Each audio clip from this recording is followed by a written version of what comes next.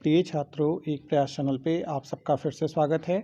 आज हम सामान्य विज्ञान की श्रृंखला को आगे बढ़ाते हुए पार्ट 3 आप लोगों के लेकर के आए हैं, जिसमें विगत वर्षों में पूछे गए महत्वपूर्ण प्रश्नों का संग्रह के ऊपर हम लोग चर्चा करेंगे, जो आपकी प्रतियोगी परीक्षाओं के लिए बहुत ही महत्वपूर्ण होगा। और उम्मीद है सामान्य विज्ञान के विषय में आप लोगों की परीक्षा में बहुत ही मददगार साबित होगा। तो चलिए आइए शुरू करते हैं सामान्य विज्ञान के पार्ट 3 सीरीज के साथ। तो अब हम बात करते हैं अधातुओं को लेकर के। ग्राफीन केवल कार्बन से बना हुआ द्विआयामी अपरूप है।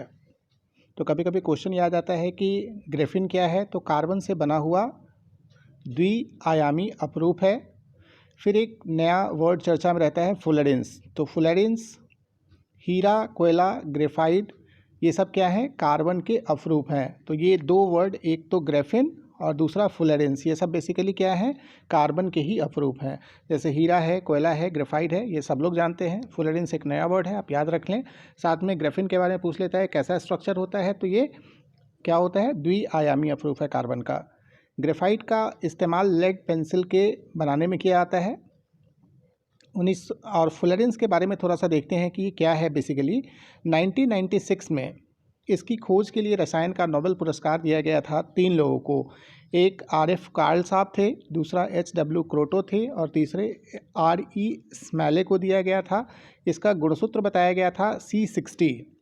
वैज्ञानिक रिचर्ड बैकमिंस्टर फुलर के नाम पे इसका नाम फुलेरेंस रखा गया। तो ये क्वेश्चन भी आता है कि किसके नाम पे रखा गया, तो रिचर्ड बकमिंस्टर फुलेरेंस के नाम पे इस कार्बन के अपरूप का नाम फुलेरेंस रखा गया।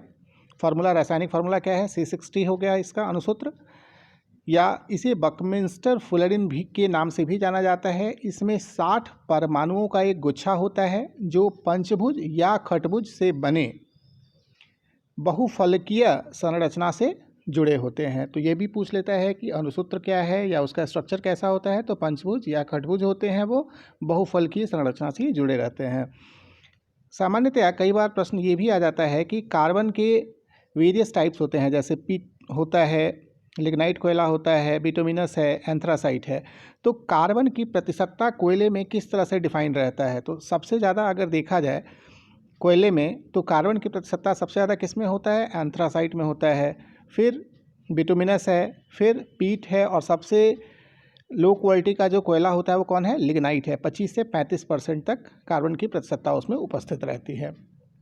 अब अगर ढलवा लोहा, पिटवा लोहा, स्टील या स्टेनलेस स्टील की बात करें, तो इसमें कार्बन की प्रतिशतता कितनी होती है, तो ढलवा लोहा की बात करेंगे तो 3.5 से 4.5% तक, पिटवा लोहा में 0.04% से 0.08% तक कार्बन की मात्रा होती है, स्टील में 1.5% तक, तथा स्टेनलेस स्टील में 0.1 से 0.2% तक कार्बन की मात्रा उपस्थित होती है। कांच पर किस चीज़ से जैसे कांच को अगर काटना है तो उसको क्या करते हैं, हीरे या हाइड्रोफ्लोरिक एसिड की मदद से उसको क्या किया जाता है, कांच पर किसी चीज़ को उत्कीर्ण किया जा सकता है। हाइड्रोफ्लोरिक अम्ल कांच में घुलनशील सिलिकेट बनाता है। यही कारण है कि हाइड्रोफ्लोरिक एसिड का भंडारण कांच के बर्तन में नहीं किया जाता। तो कभी कभी प्रश्न यह आता है कि हाइड्रोफ्लोरिक एसिड का भंडारण कांच के बर्तन में क्यों नहीं करते हैं, तो इसलिए नहीं करते हैं क्योंकि यह क्या करता है, घुलनशील सिलिकेट का फॉर्मेशन करता है। हीरे की बिक्री जो होती है उसके भार की इकाई क्या होती है, कैरेट ही होती है। एक कैरेट का बराबर कितने के होता है, तो 0.2 ग्राम या 200 मिलीग्राम के बराबर होता है। आइए अब थोड़ा सा चर्चा करते हैं ग्राफीन के ऊपर कि ग्राफीन के और डिटेल में अगर कुछ क्वेश्चंस पूछे जाएँ तो क्या क्या आ सकते हैं। तो यह एक द्विआयामी पदार्थ है। अब तक जांचे गए पदार्थों में सबसे तनु किंतु सबसे शक्तिशाली पदार्थों में से एक है। इसका उपयोग टच स्क्रीन, LCD, कार्बनिक LED बनाने के लिए किया जाता है। इसका आविष्कार ग्रेफाइट के एक टुकड़े से, किस चीज़ से आविष्कार हुआ था, ग्रेफाइट के टुकड़े से हुआ था। किसने किया था, जीम एवं नेवोसोलोव ने इसका डेवलपमेंट कब किया, 2004 में किया, तथा दोनों वैज्ञानिकों को इस काम के लिए भौतिकी का नोबेल पुरस्कार 2010 में दिया गया था। कैल्शियम सल्फेट की उपस्थिति जल को कठोर बना देती है। तो क्वेश्चन कभी कभी आता है कि जल को कठोर कौन सा पदार्थ बनाता है, तो कैल्शियम सल्फेट की उपस्थिति जल को कठोर बना देती है तथा वह उपयोग योग्य नहीं रह जाता है। कई बार यह प्रश्न पूछा गया है विभिन्न प्रतियोगी परीक्षाओं में कि ठोस बर्फ का फार्मूला क्या होता है, तो ठोस कार्बन डाइऑक्साइड, ठोस बर्फ किसको कहा जाता है, ठोस कार्बन डाइऑक्साइड जो होता है उसी को ठोस बर्फ भी कहा जाता है।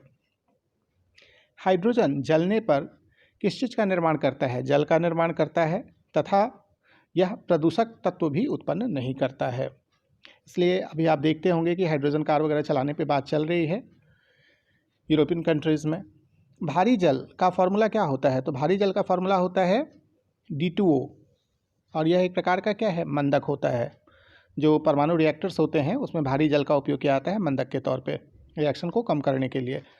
भारी जल को ही गुरुजल भी कहते हैं, जो कि क्या होता है basically oxygen plus heavy hydrogen. ये गुरुजल का फॉर्मूला है ऑक्सीजन प्लस हैवी हाइड्रोजन। भारी जल वह जल होता है जिसमें हाइड्रोजन का स्थान उसका आइसोटोप ड्यूट्रियम ले लेता है। जैसा यहाँ पे आप देख रहे होंगे नॉर्मल वाटर क्या होता है H2O होता है, यहाँ पे क्या होता है भारी जल में क्या हो जाता है हाइड्रोजन का स्थान ड्यूट्रियम ले लेता है।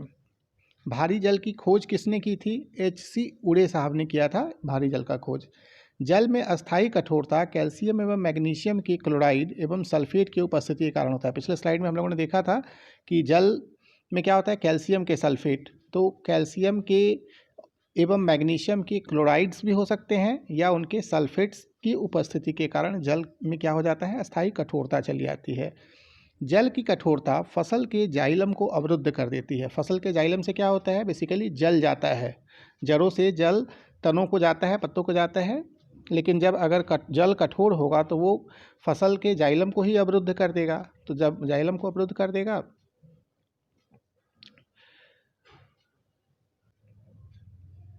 पानी का शुद्धतम रूप क्या है, पानी का शुद्धतम रूप वर्षा का पानी है जिसका पीएच मान क्या होता है 7 होता है। कांच पर ये डिस्कशन कर ही लिया आप लोग के साथ, ये भी स्लाइड डिस्कस कर लिया। अश्रु गैस, अश्रु गैस का रासायनिक फार्मूला क्या होता है, तो अश्रु गैस अमोनिया को कहा जाता है, NH3 का उपयोग किया जाता है इसमें। अश्रु गैस एग्जाम्पल इसका हो सकता है जो अश्रु गैस में इस्तेमाल किया जाता है अल्फा क्लोरो एसिटोफिनॉन या एक्रोलिन का इस्तेमाल किया जाता है। आयोडीन सामान्य ताप पर ठोस अवस्था में रहता है। हैलोजन ग्रुप की बात की जाए तो हैलोजन ग्रुप के जो मेंबर्स हैं वो फ्लोरीन है, क्लोरीन है, ब्रोमीन है, आयोडीन है, एस्टेटीन है, और फ्लोरीन सबसे ज़्यादा क्रियाशील होता है तथा ब्रोमीन का उपयोग पीड़ाहारी के रूप में किया जाता है। ये दोनों क्वेश्चंस बीपीएससी में भी आ चुके हैं, अन्य परीक्षाओं में भी हमेशा आते रहते हैं।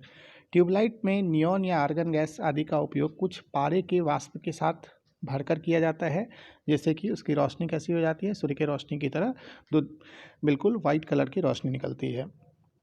अम्लराज या एक्वरीजिया या नाइट्रो हाइड्रोक्लोरिक एसिड में क्या होता है, तो बेसिकली HNO3 और HCl का यह मिश्रण होता है।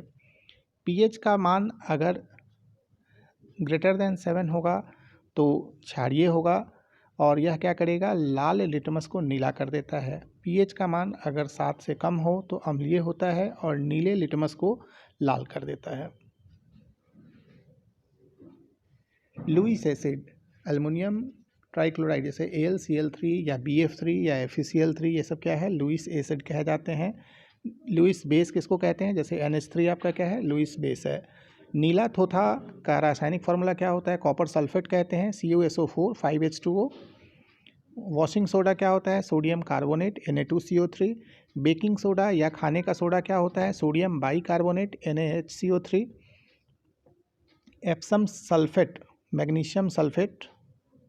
हाइपो क्या है सोडियम थायोसल्फेट है जो फोटोग्राफी की प्लेट पर सिल्फर ब्रोमाइड की परत चढ़ाने में इसका इस्तेमाल होता है। और हाइपो का उपयोग फोटोग्राफी में अस्थायीकरण में प्रयुक्त होने वाला यह रसायन है। ब्लीचिंग पाउडर या विरंजक चूर्ण क्या होते हैं कैल्शियम हाइपोक्लोराइड और कैल्शियम ऑक्सीक्लोराइड, और इसका फॉर्मूला क्या हो सकता है CaOCl। लवण जो सागर में सर्वाधिक मात्रा में पाया जाता है वह कौन सा लवण है, सोडियम क्लोराइड NaCl। खाने का लवण NaCl क्या होता है, तो यह भी प्रश्न पूछा गया है कई बार। मजबूत अम्ल व मजबूत क्षार होता है यह। बेरियम Ba++ और स्ट्रॉन्शियम Sr++ प्रकृति में मुक्त रूप से नहीं पाए जाते हैं। ये दो ऐसे तत्व हैं जो मुक्त रूप से नहीं पाए जाते हैं। इनो के लवण को जल में डालने पर उससे बुलबुले निकलने लगते हैं, और ये बुलबुले किस गैस के होते हैं कार्बन डाइऑक्साइड गैस के बुलबुले होते हैं। तो इस तरह से मैंने आप सबके साथ पार्ट 3 डिस्कस किया। उम्मीद है आप सबको आगामी परीक्षाओं में इससे लाभ मिलेगा। एक प्रयास चैनल देखने के लिए धन्यवाद। अगर ये आपको वीडियो पसंद आए तो ज़्यादा से ज़्यादा लोगों के बीच में शेयर करें, लाइक करें, सब्सक्राइब करें, कमेंट करें, ताकि हम आपके लिए आगे भी वीडियोस लाते रहें। धन्यवाद।